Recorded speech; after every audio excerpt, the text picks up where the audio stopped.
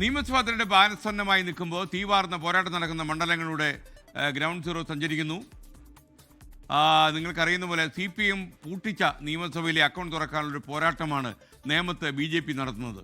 മണ്ഡലം നിലനിർത്തുക LDFന് അഭിമാന പ്രശ്നമാണ്. കഴിഞ്ഞ തെരഞ്ഞെടുപ്പിൽ പരമാവധി വോട്ടുകൾ സമാഹരിക്കാൻ കഴിഞ്ഞതിൻ്റെ ആത്മവിശ്വാസം ഉണ്ട് കോൺഗ്രസിന്. കോൺഗ്രസ് ഈ ആത്മവിശ്വാസത്തിലാണ് ഇപ്പോൾ കളത്തിൽ ഇറങ്ങുന്നത്. Ground zero.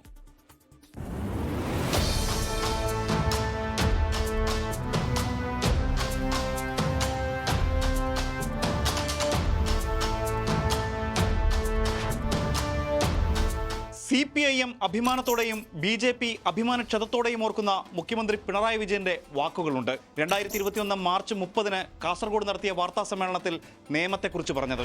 5 കൊല്ലം മുൻപ് BJP നേമത്ത് അക്കൗണ്ട് തുറന്നു. അത് ഇത്തവണ ഞങ്ങൾ ക്ലോസ് ചെയ്തു. മുഖ്യമന്ത്രി പറഞ്ഞത് നടന്നു. CPIMന്റെ V ശിവൻകുട്ടി BJPയുടെ കുമ്മനം രാജശേഖരനെ 3949 വോട്ടുകൾക്ക് മലർത്തിയടിച്ചു.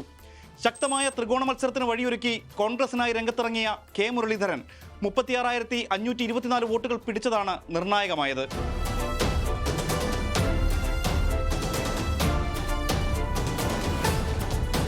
2011 പുനർനിർണയത്തിനു ശേഷമാണ് മണ്ഡലത്തിന്റെ സ്വഭാവം BJPക്ക് അനുകൂലമായത്. കോൺഗ്രസിന്റെ N ശക്തൻ തുടർച്ചയായി 2 വട്ടം വിജയിച്ചിരുന്ന നേമം ജനതാദൾ യുണൈറ്റഡിന് വിട്ടു നൽകിയതോടെ UDFന്റെ പതനം ആരംഭിച്ചു. ആ വർഷം അതിശക്തമായ പോരാട്ടത്തിനൊടുവിൽ V ശിവൻകുട്ടിയാണ് വിജയിച്ചത്.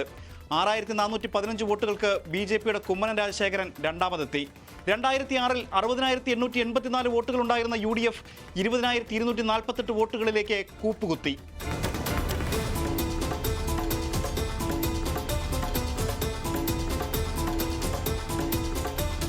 2016 നേമത്ത് താമര വിരിഞ്ഞു.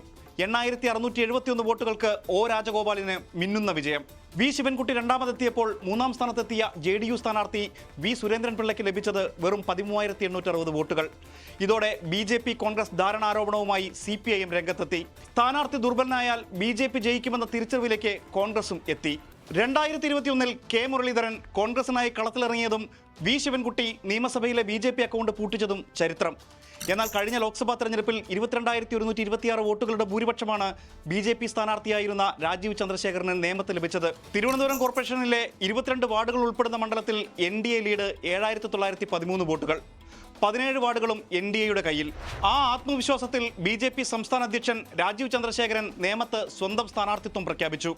ഈ സമയത്ത് മത്സരിക്കാനില്ലെന്ന V ശിവൻകുട്ടിയുടെ പ്രസ്താവന LDFിൽ ആശയക്കുഴപ്പമുണ്ടാക്കിയെങ്കിലും പിന്നീട് തിരുത്തി. ശക്തനായ സ്ഥാനാർത്ഥിയെ നിർത്തിയില്ലെങ്കിൽ പേരുദോഷം കേൾക്കേണ്ടി വരുമെന്ന സമ്മർദ്ദം കോൺഗ്രസിനുമുണ്ട്. വളരെ നേരത്തെ തന്നെ നേമം തിരഞ്ഞെടുപ്പ് ചൂടിലായെന്ന് ചുരുക്കം.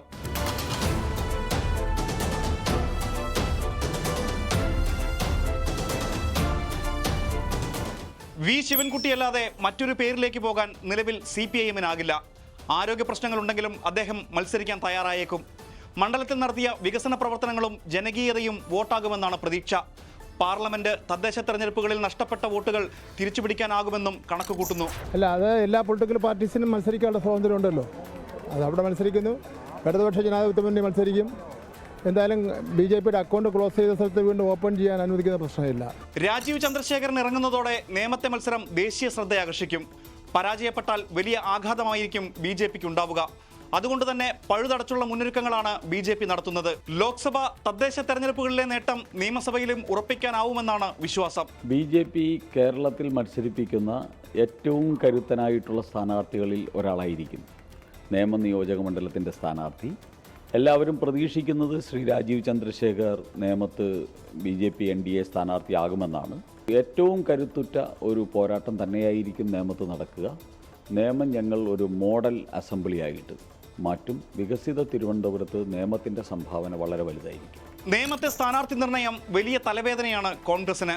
തലപ്പൊക്കമുള്ള നേതാക്കളിൽ ഒരാൾ കളത്തിലിറങ്ങിയില്ലെങ്കിൽ LDF അത് സംസ്ഥാന വ്യാപകമായി ഉപയോഗിക്കും. നേമത്തേക്കില്ലെന്ന് K മുരളീധരൻ നേതൃത്വത്തോട് വ്യക്തമാക്കിയിട്ടുണ്ട്. ശശി തരൂരിൻ്റെയും KS ശബരിനാഥിൻ്റെയും പേരുകൾ സജീവം. ഞങ്ങൾക്ക് കഴിഞ്ഞ തെരഞ്ഞെടുപ്പുകളിൽ അവിടെ ശക്തമായ സംഘടനാ സംവിധാനത്തിൻ്റെ കുറവുണ്ടായിരുന്നു. എന്നാൽ ഈ കേരളത്തിൽ എല്ലാ നിയോജകമണ്ഡലത്തിലും കോൺഗ്രസ് മുന്നൊരുക്കങ്ങൾ നടത്തിയ കൂട്ടത്തിൽ നേമം നിയോജകമണ്ഡലത്തിൽ ശക്തമായ കോൺഗ്രസിൻ്റെ മുന്നൊരുക്കം നടന്നിട്ടുണ്ട്. അതുകൊണ്ട് തന്നെ ഈ തെരഞ്ഞെടുപ്പിൽ ശക്തമായ പ്രവർത്തനമായിരിക്കും കോൺഗ്രസിൻ്റെ ഭാഗത്തുനിന്ന് കാഴ്ചവെക്കുന്നത്. ഇടതു വോട്ടുകൾക്കൊപ്പം മണ്ഡലത്തിലെ ന്യൂനപക്ഷ വോട്ടുകളും അനുകൂലമാകുമെന്നാണ് LDFന്റെ പ്രതീക്ഷ. നായർ വോട്ടുകളിലെ ചോർച്ചയാണ് കഴിഞ്ഞ തെരഞ്ഞെടുപ്പിൽ തിരിച്ചടിയായതെന്ന് BJP വിലയിരുത്തുന്നു. നേമത്ത് ആര് വിജയിച്ചാലും നിർണായകമാവുക കോൺഗ്രസിന്റെ സ്ഥാനാർത്ഥി മാത്രമായിരിക്കും. ലോകത്തെവിടെയായാലും ഏത് സമയത്തും 24 വാർത്തകളും ഓഗ്മെന്റഡ് റിയാലിറ്റി പാക്കേജുകളും എക്സ്പ്ലെയിനറുകളും വിശദമായി കാണാൻ ഞങ്ങളുടെ YouTube ചാനൽ നിങ്ങൾക്ക് സബ്സ്ക്രൈബ് ചെയ്യാം.